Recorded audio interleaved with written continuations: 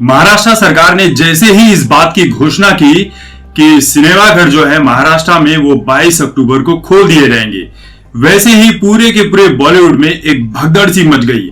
हर कोई इस रेस में लग गया, अपनी अपनी फिल्मों के पोस्टर और उसकी डेट अनाउंसमेंट में लग गया कि सबसे पहले अपनी फिल्मों को रिलीज किया जाए, वरना मार्च होते होते कहीं वापस से कोरोना की तीसरी लहर ना आ जाए और 2 साल से जो ये फिल्में अटकी पड़ी हैं वो फिर से तीसरे साल भी ना अटक जाए, क्योंकि पहले से ही इन फिल्मों की रिलीज अटकी है और इसके चलते इन्हें करोड़ों रुपए का घाटा हो चुका है।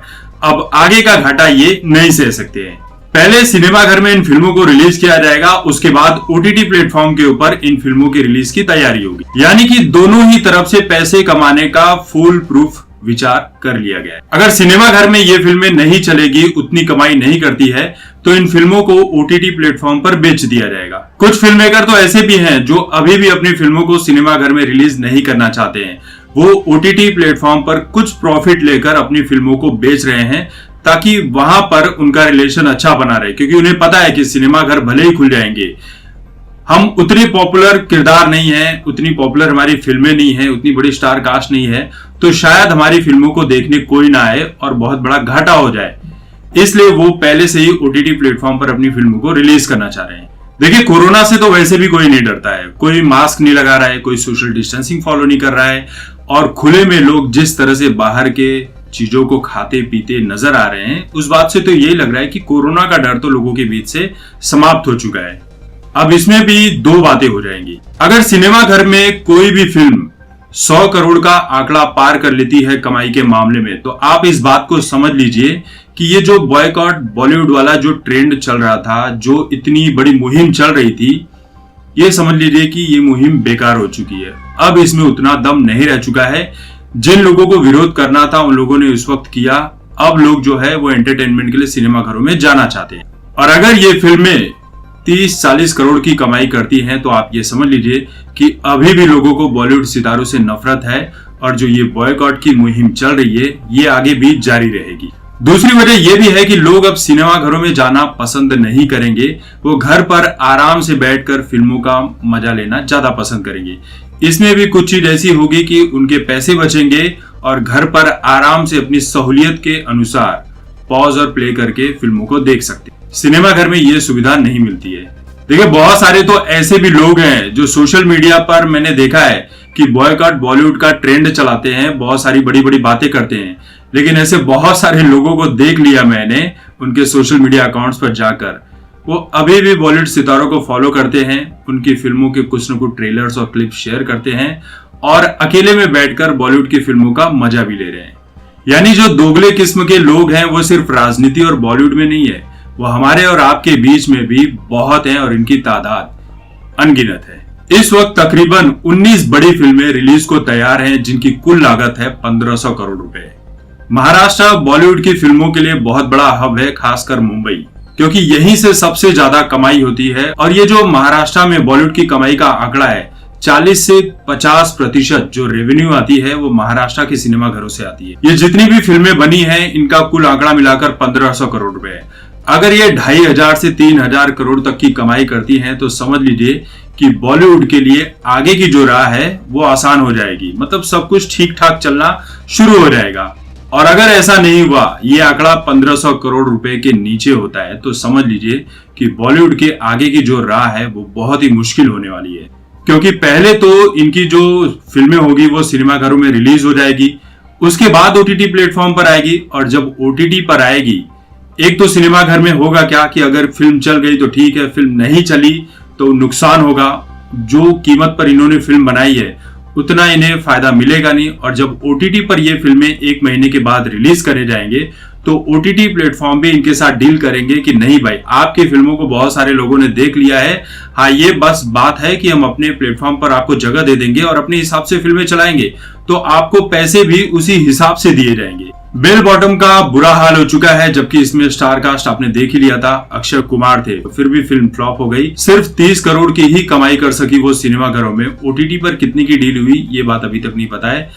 थलाइवी को लोगों ने बहुत पसंद किया, उसकी स्टोरी, कहानी, एक्टिंग सभी को पसंद आई, लेकिन सिनेमाघरों में ये फिल्म बुरी तरह से फ्लॉप हो गई, क्योंकि लोग सिनेमाघरों में जाना अभी भी पसंद नहीं कर रहे हैं। सिनेमाघरों में कब भीड़ होगी इस बात को कोई नहीं जानता। और ये बात भी सच है कि बॉलीवुड के सितारों के स्टारडम में बहुत ज्यादा गिरावट आई है, क्योंकि कपिल शर्मा शो और केबीसी ये दोनों ही सीरियल टीआरपी की लिस्ट में हमेशा टॉप की पोजीशन पर बना रहते थे, लेकिन अब ये टॉप 15 में भी अपनी जगह नहीं बना पाते हैं। जबकि इसमें कपिल शर्मा है, सलमान खान का सीरियल है और अमिताभ बच्चन होस्ट कर रहे हैं, लेकिन हर कोई इसमें से गालियां ही खा रहा है। अब इनमें से जो बड़ी फिल्में हैं और उनका हाल क्या होगा उसको थोड़ा बहुत समझ लेते हैं, और आप इस वीडियो के लिंक को सेव करके रख लीजिए।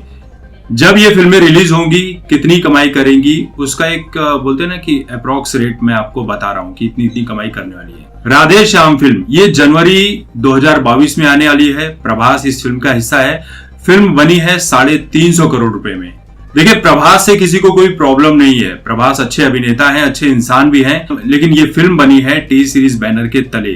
तो आप इस बात का अंदाजा लगा लीजिए कि इस फिल्म के ऊपर बुरा असर पड़ सकता है, क्योंकि सुशांत सिंह राजपूत वाला जो मामला था उसमें टी सीरीज का भी नाम आया था कि टी सीरीज ने भी सुशांत को अपने प्लेटफॉर्म से बैन किया था। यानी कि नुकसान हो सकता है, नहीं भी हो सकता है, इसके बारे में कुछ नहीं कह सकते हैं प्रॉपर।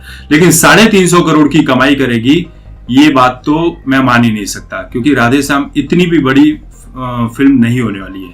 अतरंगी रे, अक्षय कुमार और सारा अली खान इस फिल्म का हिस्सा है। फिल्म बनी है 150 करोड़ रुपए में, और अक्षय कुमार को आपने देख लिया बेल बॉटम किस तरह से फ्लॉप रही। सारा अली खान की कोई अच्छी इमेज नहीं है। ये फिल्म बहुत अच्छा करेगी, बहुत अच्छा करेगी तो 60 से 70 करोड़ का आंकड़ा पार कर सकती है। अमिताभ बच्चन की झुंड ये 25 करोड़ में बनी है, और अमिताभ बच्चन की चेहरे जिस तरह से बहुत बड़ी फ्लॉप साबित हुई, जिसे बहुत बड़ी हिट बनाने की पूरी बॉलीवुड कोशिश कर रहा था, लेकिन बहुत बड़ी फ्लॉप साबित हुई।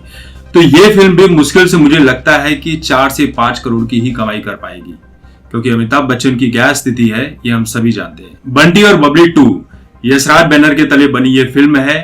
इसमें सैफ अली खान है। अब सैफ अली खान की भूत पुलिस को लोगों ने फ्री में देखना भी पसंद नहीं किया, तो आप ये मान लीजिए कि बंटी और बबली को देखने के लिए नहीं जाएंगे।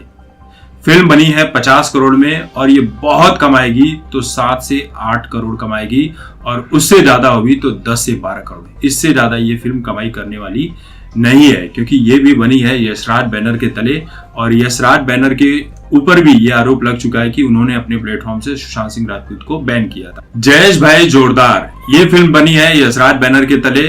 फिल्म बनी है 50 करोड़ में। इसमें रणवीर सिंह है, और ये मुश्किल से 15 करोड़ तक की कमाई कर पाएगी। लाइगर करण जौहर प्रोडक्शन तले बनी है, यानी कि धर्मा प्रोडक्शन के तहत बनी है, जो करण जौहर की है। ये फिल्म बनी है 125 करोड़ में, जिसमें साउथ के सुपरस्टार हैं विजय देवरकोंडा और हमारे बॉलीवुड की बहुत बड़ी स्ट्रगलर अनन्या पांडे। अब आप सोच लीजिए कि अनन्या पांडे को देखने के लिए कौन जाएगा, और विजय देवरकोंडा का साउथ में बहुत बड़ा स्टारडम है। मुझे नहीं लगता कि बॉलीवुड में इतना बड़ा उन्हें यहाँ पर रिस्पांस मिलेगा। यहाँ पर उन्हें कोई रिस्पांस नहीं मिलने वाला है। ऊपर से ये करण जौहर की फिल्म है। करण जौहर की शेरशाह इसलिए चल गई क्योंकि वो पेट्रियोटिक पर बनी थी, देशभक्ति पर बनी थी, विक्रम बत्रा जी के ऊपर बनी थी, इसलिए लोगों ने देखा, पसंद किया। लेकिन इस फिल्म को देखने के लिए लोग नहीं जाएंगे। ये फिल्म मुश्किल से 30 से 40 करोड़ तक की ही कमाई करने वाली है। बाकी करण जौहर को इसमें बहुत बड़ा नुकसान होने। 83 इस फिल्म का लोगों को पिछले साल से ही इंतजार है। इसमें रणवीर सिंह है, कपिल देव जी के ऊपर आधारित ये फिल्म है। 100 करोड़ में बनी है, और ये फिल्म बहुत अच्छा करेगी तो 60 करोड़ तक की कमाई कर पाएगी। गंगूबाई काठियावाड़ी 75 करोड़ रुपए में बनी है। संजय लीला भंसाली की एक बड़ी फिल्म है, लेकिन ये फिल्म नहीं चलने वाली है। मुश्किल से 30 से 35 करोड़ की ही कमाई कर पाएगी। ये भी मैं ज्यादा बोल रहा हूं, क्योंकि महेश भट्ट और आलिया भट्ट का जो चेहरा हम सभी के बीच में है, उस हिसाब से तो ये फिल्म चलने से। देखिए, ये मैं सिर्फ सिनेमा घरों का आंकड़ा बता रहा हूं कि वहां पर इतनी कमाई करेगी। ओटीटी पर क्या डील होगी आगे चलकर, इसके बारे में नहीं कह सकते, लेकिन ये फिल्में बहुत ज्यादा कमाई करेंगी ऐसा मुश्किल है। जो छोटी मोटी फिल्में हैं, जैसे शाहिद कपूर की है और बाकी एक्टर्स की है, वो भी इतनी कमाई करने वाली नहीं है। मतलब समझ लीजिए कि 1500 करोड़ रुपए बॉलीवुड के दांव पर लगे हुए हैं। अगर ये फिल्म बहुत अच्छी कमाती है तो 3-3.5 हजार करोड़ जैसे पहले चला करती थी, इतना कमा सकती है, और नहीं चली तो मुश्किल से 700-800 करोड़ में ही सिमट कर रह जाएगी, और यहीं से बॉलीवुड को बहुत बड़ा नुकसान होगा। अब देखते हैं कि आगे क्या होता है, ये तो आने वाला समय बताएगा, लेकिन हालात देखकर तो ऐसा ही लग रहा है कि बॉलीवुड के लिए अभी भी सही समय नहीं आया, क्योंकि लोगों को सिनेमा घर की आदत छूट चुकी है। ऊपर से बॉलीवुड सितारों के लिए लोगों के दिल में जो नफरत है वो अभी तक बरकरार है, इतना तो मैं मानकर चलता हूँ।